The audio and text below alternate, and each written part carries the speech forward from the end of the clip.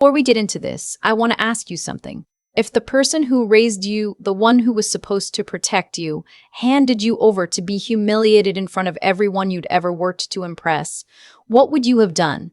Would you have walked away? Or would you have stayed and let the truth do what it always eventually does? I've thought about that question a lot over the past year. I've thought about it while washing dishes, while sitting in traffic, while lying in the dark next to my husband pretending to sleep. And every time I come back to the same answer, I stayed, and I'm glad I did.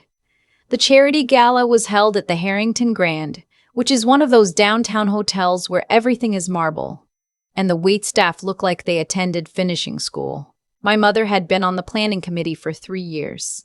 She talked about it the way some people talk about their children's weddings, with a specific kind of pride that has no room for anyone else's feelings. My sister had volunteered to help the last 2 weeks leading up to the event. She sent photos of the centerpiece arrangements to the family group chat. She tagged herself in the venue's Instagram post. She wore a volunteer badge like it was a medal. I had written the grant proposal that funded the entire evening. Not a portion of it, all of it. 87 pages.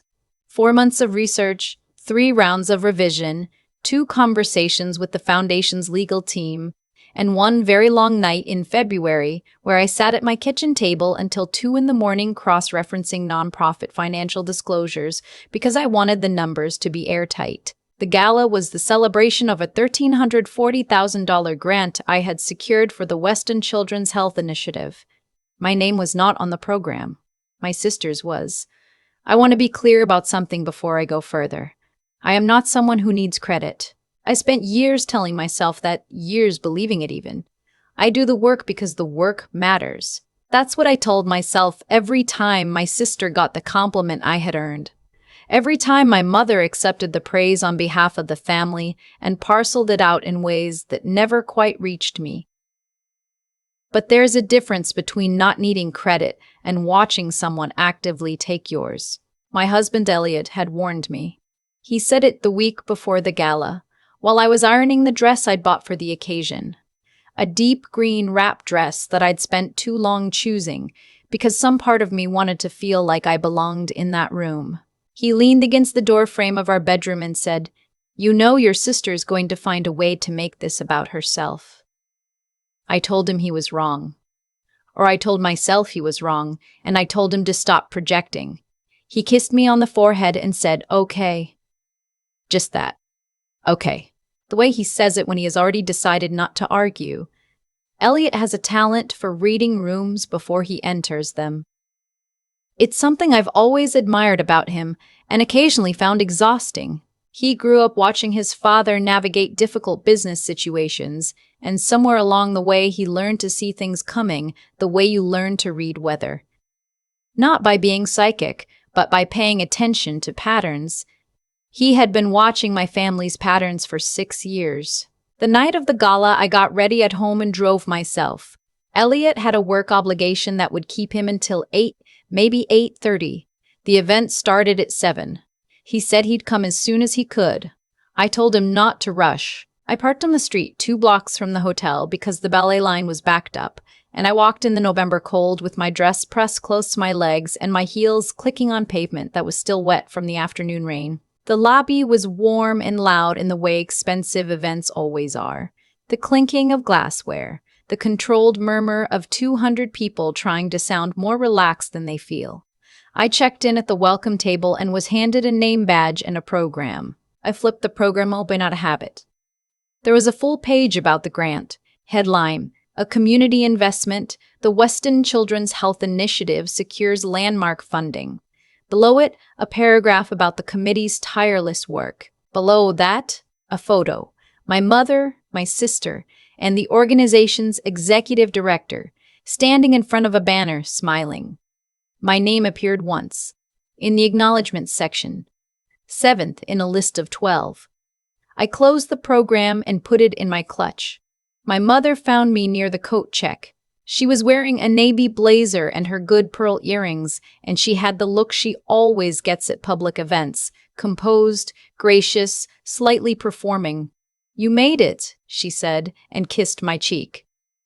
"Of course," I said. Your sister has been doing such incredible work tonight. She handled the entire seating arrangement when the coordinator called in sick last week. She was a lifesaver. I nodded. I said that sounded stressful. It was. But she handled it beautifully. My mother paused and touched my arm lightly. You look lovely, sweetheart. She moved on before I could respond. I found a spot near one of the tall cocktail tables and ordered a sparkling water and watched the room. I recognized some faces, a few of the foundation board members I'd corresponded with by email, a city council member who had written a letter of support for the grant application, the executive director herself, Dr. Tompano, Peterson, who had shaken my hand on a video call in March and said, "This proposal is exceptional." She didn't recognize me. That's not a complaint. She'd met me once, months ago, on a small screen. I didn't approach her. I told myself it was because I didn't want to be presumptuous. My sister found me around 7:45. She was wearing red, which is a choice she makes when she wants to be the most visible person in a room. Her hair was blown out. She had a volunteer lanyard around her neck, and the expression of someone who has just won something. "You came," she said. "I was invited," I said. "It's my grant." Something shifted in her face. Not quite guilt. More like the calculation that happens when someone decides how to respond to a threat. "It's the organization's grant," she said. "You just wrote the paperwork." I looked at her. "The paperwork is why the grant exists." She smiled. It didn't reach her eyes. "You always have to make everything so transactional, don't you? Not everyone sees love as a ledger." She said it quietly enough that no one around us could hear. And then she excused herself to go check on the silent auction table. I stood there with my sparkling water and felt something I have never quite been able to name. It's not anger exactly, more like the sensation of a door closing. A quiet, definitive click. The program started at 8. There were remarks from the board chair, a video about the initiative's work, a live performance by the children's choir from one of the partner schools, 22 kids in matching burgundy vests who sang an arrangement of "What a Wonderful World" that made 3 people near me cry, including a city council member who I'm pretty sure bills himself as a tough-on-crime moderate. Then the executive director took the stage. Dr. Beckett's. Peterson is in her mid-50s, with close-cropped silver hair, and the kind of stillness that makes you pay attention when she speaks. She thanked the committee.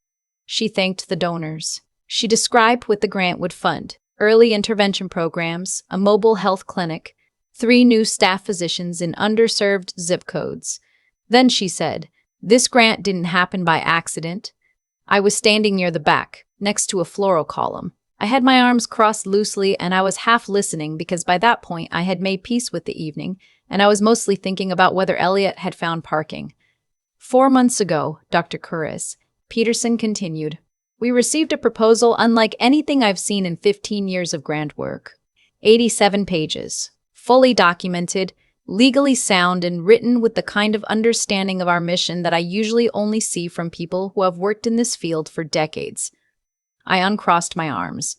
That proposal was written by one person. I didn't know her name until 2 weeks ago because she wasn't listed on our primary contact sheet. I had to do some digging. She paused. I'd like to ask Nora Calloway to come up here if she's in the room tonight. I felt the blood leave my face. Someone near me touched my arm. That's you, right? Are you Nora? I was Nora. I had been Nora this whole time, standing next to a floral column in the back of a room where my name was on the 7th line of an acknowledgments list. I walked to the stage. I was aware of the room the way you're aware of cold water. All at once. Total. Impossible to ignore. 200 faces. My mother's expression somewhere in that crowd, shifting from surprise to something I couldn't read. My sister, in red, very still. Dr. Peterson shook my hand and said, quietly, off the microphone, I'm sorry it took me this long. I didn't give a speech. I'm not a speaker. I stood at the microphone for approximately 30 seconds and said that the work the initiative did was the kind of work that made grant writing feel like the easiest part, and that I was grateful to be in the room. People applauded. I stepped back. Afterward, People came to find me. Board members whose names I recognized from letterheads. A foundation officer who asked for my card. Dr. Peterson held my hand in both of hers and said she'd like to talk about future projects. And through all of it, I was watching the door. Not because I was looking for an exit, because Elliot had texted me at 8:22, parking now, 2 minutes. He walked in at 8:37. He's not a tall man, medium height, dark hair going silver at the temples. The kind of face that doesn't announce itself, but that you keep wanting to look at. He was wearing the charcoal suit he'd bought for a board presentation last spring. He spotted me from across the room and started toward me. My sister reached him first. I watched it happen from 15 feet away. She stepped into his path, hand extended with the smile she uses on people she considers important. She said something. He listened, courteous, the way he always is. Then I was close enough to hear. Such a team effort, she was saying. We really all pulled together to make tonight happen. Elliot looked at her for a moment. He has a very particular way of going quiet when he's deciding something. His expression doesn't change. His posture doesn't shift. He just waits. And then he speaks with the kind of precision that people who've negotiated contracts for 20 years develop without trying. I'm sure it was, he said. Nora worked on the proposal for about 4 months. February through May, mostly evenings and weekends. I made a lot of dinners. He smiled. It was pleasant and it was final. She told me the choir was exceptional tonight. I'm sorry I missed it. My sister's hand was still extended. He shook it briefly, and then he came to find me. My mother pulled me aside near the end of the evening while the silent auction was wrapping up, and the caterers were beginning their quiet, efficient work of making a party disappear. She asked if we could step into the hallway. I followed her through a side door into a corridor that smelled like carpet cleaner and starched linen. She was quiet for a moment. She looked at her hands. I didn't know Dr. Peterson was going to do that, she said. I believe you, I said. I should have made sure your name was in the program. Properly. Not just, she stopped. 7th on a list of 12. She nodded. She didn't deny it. She didn't deny it. That was something my mother has spent most of my life finding ways not to say things directly. Your sister is. She stopped again. Mom. I said it gently. I wasn't angry anymore. The anger had left the building somewhere around the time Dr. Peterson called my name. What was left was just tired and clear. You don't have to explain her. You've been explaining her to me my whole life, and I already understand. My mother looked at me. Her eyes were wet. She said something that I have turned over and over in my mind in the months since, something I was not expecting from a woman who has always chosen peace over precision. She said, "You never needed anyone to give you the spotlight. You just needed them to stop blocking it." I didn't say anything. I didn't need to. I put my arm around her and we stood in that corridor for a minute. The noise of the gala muffled behind the door, and I let it be what it was, imperfect, overdue, and enough.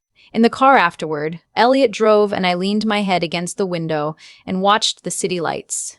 He didn't ask how I was feeling. He knows I need a few minutes after events like that before I'm ready to talk. He turned on the radio low, something instrumental, nothing I recognized, and he drove. After a while I said, "You made a lot of dinners." He laughed. A real one, quiet and warm. I did, February through May, mostly pasta. Thank you for saying that to her. I just told the truth. He glanced at me. How are you feeling? I thought about it honestly. I thought about the program with my name in 7th place. The corridor with my mother. The handshake that wasn't quite a handshake. Dr. Peterson's hands around mine. Like I don't need anything from them anymore, I said. Not in a bitter way. Just. I looked for the right word. Settled. He nodded. He reached over and squeezed my hand once. We didn't talk much after that. We didn't need to. I want to tell you what happened in the weeks after the gala, because I think it matters. Dr. Peterson and I had coffee, then lunch, then a longer conversation about a multi-year initiative she was trying to build. a collaboration between three nonprofits and a university research center that needed a serious infrastructure grant strategy, reporting frameworks, the kind of slow, detailed work that most people find tedious and I find deeply satisfying. She asked if I'd be interested in coming on as a consulting partner. I said yes. I didn't tell my mother right away. When I did, she was genuinely proud. I could tell because she didn't perform it. She just said, "Oh, Nora," in a way that meant she understood what it cost me to get there. That was new. I'll take it. My sister texted me 2 weeks after the gala. A short message, no context, congrats on the partnership. Saw it on the foundation's website. I read it 3 times. Then I wrote back, "Thank you." And I meant it. Not warmly exactly, but without bitterness. I meant it the way you mean it when someone hands you an umbrella after the rain has already stopped. Too late to be useful, but still a gesture. She didn't respond. I didn't need her to. I get asked sometimes by friends who know the full story, who sat with me through the complicated years, what it feels like now, whether I feel vindicated. Vindication is the wrong word. Vindication implies I was waiting for them to come around. And I spent too many years doing that, waiting for a room full of people who loved me in theory to see me in practice. What I feel is something quieter, something that doesn't require an audience. There's a quote I came across once, I can't remember where, that says the most radical thing you can do is build something real in a world that rewards performance. I wrote the proposal. The proposal funded the clinic. The clinic is going to serve 17,000 children in its first operating year. That exists in the world regardless of whose name was on the program. That's mine. Nobody can revise that. Elliot and I talk about the next chapter a lot now. More work with the foundation, maybe a move closer to the city. A conversation we've been circling for 2 years. About starting a family that finally feels less theoretical. I'm 31. The future doesn't feel like something I have to fight for anymore. It feels like something I've already started building. My mother calls more now. Not every day, but more. We talk about small things mostly. Her garden, a book she's reading, a show she thinks I'd like. Occasionally she asks about my work and actually listens to the answer. I'm learning not to brace myself when she calls. That's progress. I'll take that too. Some things I don't try to fix anymore. My sister and I are civil. That might be all we ever are.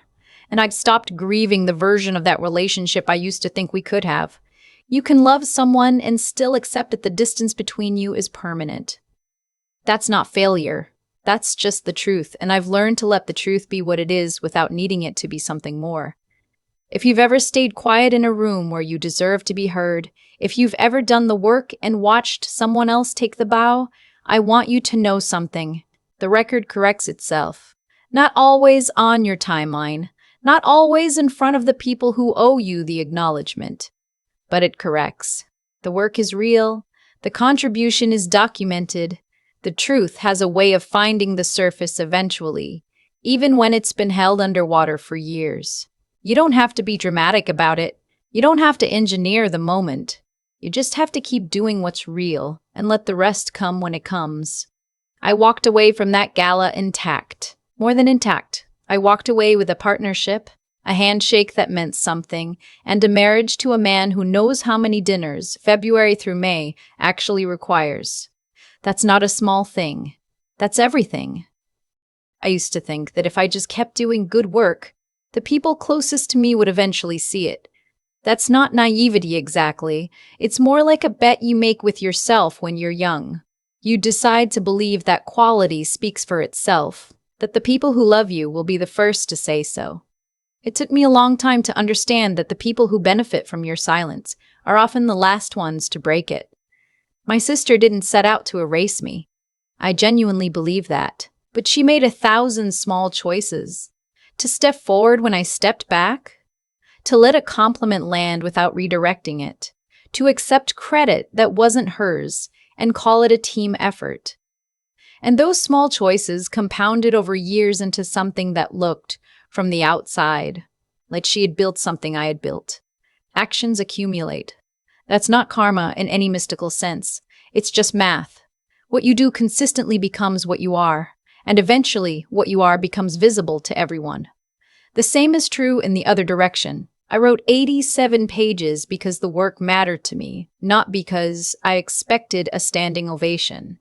I spent February through May at my kitchen table because 17,000 children needed a mobile health clinic, not because I wanted my name in a program, and because I kept doing the real thing. The documented, verifiable, substantive thing. The record existed. Dr. Peterson found it. The truth had somewhere to go. That's what I want to sit with, more than anything else from that night. Not the moment my name came over the microphone. Not Elliot's face when he walked through the door. Not even my mother in that hallway, finally saying something true. What I keep coming back to is the simple fact that the work protected me. Not my anger, not my patience, not any particular virtue I want to claim credit for. The work. I had done something real, and real things leave a trail. Elliot always says that integrity is just the long game played honestly. I used to think that was something people said to feel better about not being recognized. Now I think he's right in a way that's almost boring in its straightforwardness. You do the thing correctly, for the right reasons, as many times as it takes, and the record builds. And eventually the record speaks. I'm not going to tell you that my relationship with my sister is repaired. It isn't. I'm not going to tell you that my mother has completely changed. She hasn't. What I will tell you is that I walked out of the Harrington Grand that night owing nothing to anyone's opinion of me, and that feeling, that specific, quiet, unperformable feeling, is something nobody gave me and nobody can take. That's what I hope you take from Nora's story. Not the reversal, not the moment the room went silent. The part that came before all of it. The months of work when no one was watching, when there was no audience and no applause and no guarantee that any of it would ever be acknowledged. That's where the real story is. That's where yours is too.